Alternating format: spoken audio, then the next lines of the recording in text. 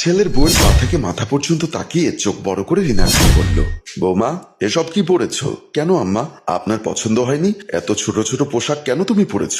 আজ আমার একটা পার্টি আছে আম্মা, সেই পার্টিতে যাওয়ার জন্য এগুলো পরেছি বলে রুম থেকে বের হয়ে গেল। রিনা খানও পিছু নিল। বেডরুম থেকে বের হতেই হুঙ্কার ছেড়ে বলল, দাঁড়াও, এমনিতে বিশ্রী ধরনের পোশাক পরেছ, আবার এই পোশাক পরে বাহিরে যেতে চাও? মান সম্মান তো সবই শেষ করবে। ইভা মুচকি হেসে বলল, আম্মা আপনি কি বলতে পারবেন সব দোষ কি নারীর? পুরুষের কি কোনো দোষ নেই?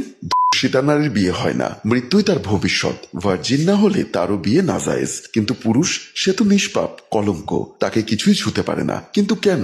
আমার এক মামি তার ছেলের বউকে বলতে শুনেছি, পুরুষ বেটাগো অমন একটু চরিত্র দোষ থাকে, এই নিয়ে এত নাটক করার কি আছে? কেমন মাইয়া মানুষ তুমি, মানাই নিতে পারো না? এইটুকু না মানাইতে পারলে সংসার হয় না। অথচ ভাবির আপন ভাই ছাড়া কারোর সাথে হেসে কথা বলাও বারণ ছিল।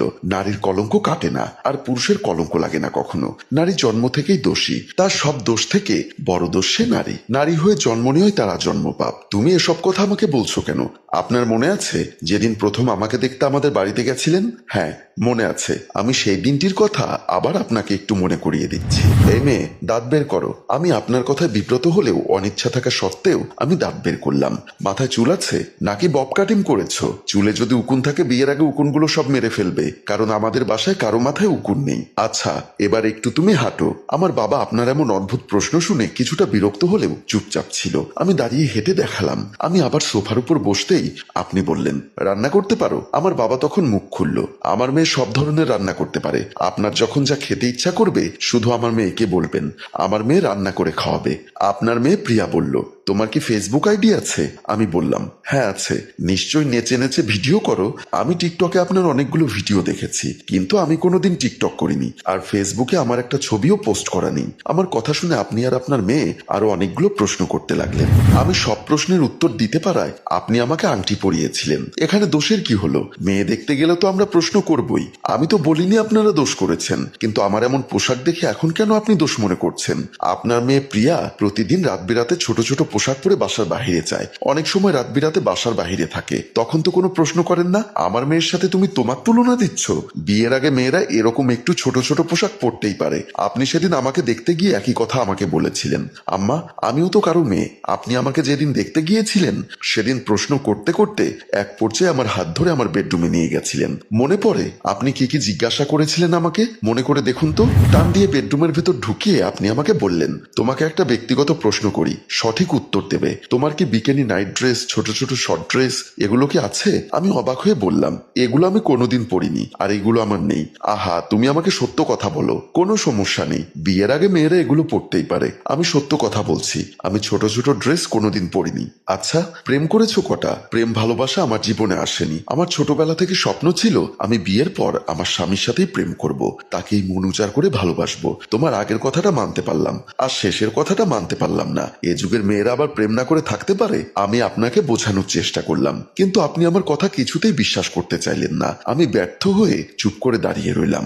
আপনি একটার পর একটা প্রশ্ন করতেই থাকলেন। আমি অনেকটা বিব্রত হলাম। আমি তো ঠিকই বলেছি, বিয়ের আগে প্রেম থাকতেই পারে। আর তুমি যদি দুধে ধোয়া তুলসী পাতা হও, তাহলে এখন এত রাতে এত ছোট ছোট ড্রেস পরে কোথায় যাচ্ছ? খুব সুন্দর প্রশ্ন করেছেন, কিন্তু এত সুন্দর প্রশ্ন যদি একদিন আপনার মেয়েকে করতেন, তাহলে হয়তো আপনার মেয়ের এত বড় সর্বনাশটা হতো না। এবার কথা শুনে রিনা খান চোখ বড় বড় করে বলল, কি সর্বনাশ হয়েছে? আপনার সর্বনাশের কথা জানতে হলে 4 মাস আগের এক রাতের কথা আপনার মনে করতে হবে। কোন রাত? যে রাতে আপনার ছেলে আর আমি আপনার দরজার সামনে গিয়ে আপনার দরজায় ধাক্কা দিচ্ছিলাম। তারপর আপনি দরজা খুলে ঘুম ঘুম চোখে রুম থেকে বের হয়ে আসলেন। আপনার ছেলে বলল, মা প্রিয়া কোথায়? আপনি কিছুটা রাগান্বিত হয়ে বললেন, এত রাতে তুই দরজা ধাক্কা দিয়ে প্রিয়াকে খোঁজ করছিস কেন? ওর রুমে গিয়ে খোঁজ কর। মা আজ তোমার অবহেলার কারণেই এমনটা হয়েছে। কি হয়েছে? থানা থেকে কল করেছে, প্রিয়াকে নাকি একটা আবাসিক হোটেল থেকে আটক করেছে। কি বলিস? এটা আমি বিশ্বাস করি না। আব্বু থানায় গেছে, প্রিয়াকে নিয়ে আসলে তারপর তুমি বিশ্বাস করবে। তোমাকে কতবার বলেছি প্রিয়াকে একটু সাবধান করো, উচ্ছৃঙ্খল হয়ে চলাফেরা করতে নিষেধ করো, কিন্তু তুমি আমার কোনো কথা শোনো না। আমিও তোকে আগে থেকে বলেছি আমার মেয়ের কোনো বিষয়ে নাক গলাবি না। আমার মেয়ে হয়তো ষড়যন্ত্রের শিকার। পুলিশ একটা আবাসিক হোটেল থেকে অনেকগুলো মেয়ের সাথে তোমার মেয়েকে আটক করেছে। এখানে ষড়যন্ত্রের গন্ধ পাচ্ছ কোথা থেকে? তোরা তোদের রুমে যা, আমি প্রিয়ার বিষয়টা দেখব। আমরা আর কোনো কথা না বলে আমাদের রুমের দিকে চলে গেলাম।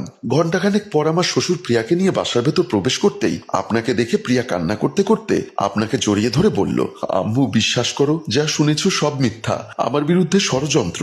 আমার শ্বশুর বলল, পুলিশ তোমার বিরুদ্ধে কেন ষড়যন্ত্র করবে? কেন ষড়যন্ত্র করেছে জানি না, তবে আমি আর আমার কয়েক বান্ধবী মিলে ওই হোটেলে আমার বান্ধবী সিনথিয়ার জন্মদিন পালন করতে গেছিলাম, কিন্তু মিথ্যা অভিযোগে আমাদেরকে ধরে নিয়ে এসেছে। প্রিয়ার কথা শুনে আপনি বলেছিলেন কেউ বিশ্বাস না করলেও আমি তোর কথা বিশ্বাস করি। আমার শ্বশুর বলল, তোমার এই অন্ধবিশ্বাস একদিন তোমার গলার কাটা হয়ে দাঁড়াবে। বলেই বিরক্ত হয়ে বেডরুমের দিকে চলে গেল। প্রিয়া একা কান্না করছে আর আপনি তাকে সান্ত্বনা দিচ্ছেন। আমার শ্বশুরের কথাই সত্যি হলো, প্রিয়ার প্রতি অন্ধবিশ্বাস শুধু আপনার গলার কাটা না, এখন পরিবারের সবার গলার কাটা হয়ে দাঁড়াবে। তুমি কি বলতে চাও সেটা পরিষ্কার করে বলো। প্রিয়া প্রেগনেন্ট। কথাটা শুনে রিনা খান চমকে উঠল, আমতামতা করে বলল, তুমি কি সব বলছো?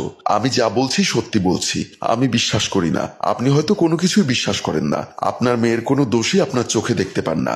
আমি এই ছোট ছোট ড্রেস পরেছি সেটা আপনার চোখে পড়েছে, কিন্তু প্রিয়া ছোট ছোট ড্রেস পরে কোথায় যায়, সেদিন কোন হোটেলে কেন ধরা পড়েছিল সে খোঁজটাও আপনি নেননি। যদি খোঁজ খবর নিতেন তাহলে প্রিয়া 4 মাসে প্রেগনেন্ট হতো না। বৌমা তুমি সত্যি বলছো?